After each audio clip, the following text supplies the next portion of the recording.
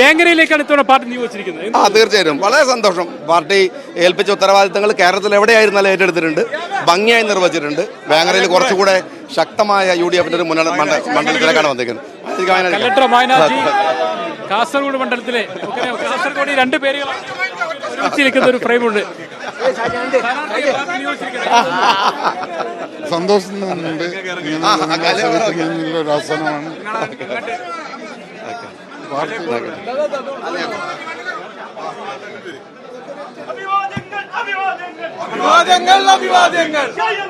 അഭിവാദ്യങ്ങൾ.